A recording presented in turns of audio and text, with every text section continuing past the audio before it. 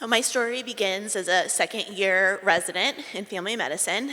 I had been wanting to do sports medicine when I started residency, and a co-resident and I were planning to go through residency together. We were going to go on to a sports medicine fellowship together. We did a lot of the same activities together. But as time had gone on, I didn't feel like that was where I wanted to be anymore. I was a runner then and now, and at that point I really thought to myself, I don't want to be the one on the sideline at a race or a marathon. I want to be in that race. So from there I kind of had decided that that wasn't what I wanted to do anymore. But I had a lot of anxiety about telling my advisor and my classmate that that wasn't what I wanted to do anymore. And as second year was kind of progressing and I needed to be getting ready, completing scholarly activity and things to kind of get me towards that route, one of the other faculty members sat down with me and was like, well, what is it that you want to do inside of family medicine? What brings you joy? What brings you happiness? And so I told my faculty, who subsequently became my mentor, what I like to do was manipulation, and I like to teach. I like to have students in office with me, and I liked teaching like actual didactic presentations. It's probably kind of weird, but I liked that. And so what she brought to me was, well, have you thought about doing academic medicine? Have you thought about doing what I do as a faculty member? And really to that point, I had not. And I wasn't really sure that that was what I wanted to do. So she invited me to go to a conference called Society of Teachers of Family Medicine with me later that year. And I went, and there was a whole day presentation about how you can basically become faculty right out of medical school. And I loved it. I was like, I can do this. I can absolutely do this. I have all of the resources that I need to join as faculty. So with that, I planned to join as faculty at my program, and then our program closed. I was in January of my third year, was planning to join as faculty, and my job was like ripped right out from under my feet.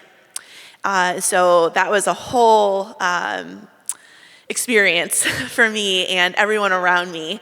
And so that kind of led me into doing practice for 1 year. And I was very fortunate that another hospital system in our area picked up our program. So I got to join that a year later as faculty. Now when I joined, I was a new faculty member. My previous interns were now third years. And I started to feel a lot of imposter syndrome, a lot of feelings of imperfection as I was trying to mentor and precept these third-year residents. It sometimes felt like they thought that they knew more than me, that they had more experience than me. And it was a hard situation to kind of work through. But I kept going, and I had advisees of my own, and I eventually became the APD, or Assistant Program Director. When I started as the Director of Osteopathic Education, so I immediately started in a leadership role within the program, which also provided some feelings of imperfection. I hadn't been doing manipulation for that long. I hadn't been in practice for very long, and here I was in this leadership role. But through this, I became an advisor, I became a mentor for residents. And I feel like I especially became that mentor for female residents. So something not too long ago that one of my interns brought to me was feelings of imperfection, feelings of imposter syndrome, feelings like she couldn't go through the inpatient service, like she didn't know everything that she needed to know to be a good resident on our service. And I asked her why she feels like this, because she's awesome. She has so much medical knowledge. She has scored one of the highest scores on our ITE exam. And it's just those feelings of, what if I make a mistake? What if I'm not good enough? What if I kill somebody, right? And so our program has lots of layers of supervision, that we're not going to let anything happen to anybody. We have a senior resident. We have a faculty on the service. Our nurses are constantly watching out for their patients. And so what I told her is that those feelings of imperfection and those feelings of imposter syndrome, they get better. They get better in medicine, but they never really go away. And so what I told her is, I don't really have those feelings about medicine anymore. I've been practicing for almost 10 years.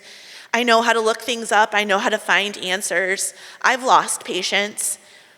But I have those feelings in other places of my life. I'm a mom. I'm a wife. I'm a runner. I'm a marathon runner.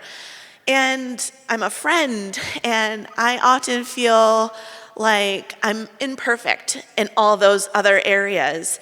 In order to be good at so many things, it's just not possible, right? We're always kind of giving up a little bit of something somewhere.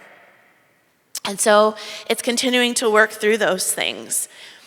So now, in my journey through medicine, I'm becoming our program director.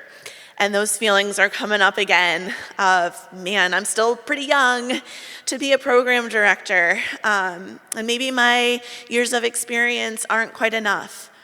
But it's something that we continue to work through, and we're all probably experiencing it.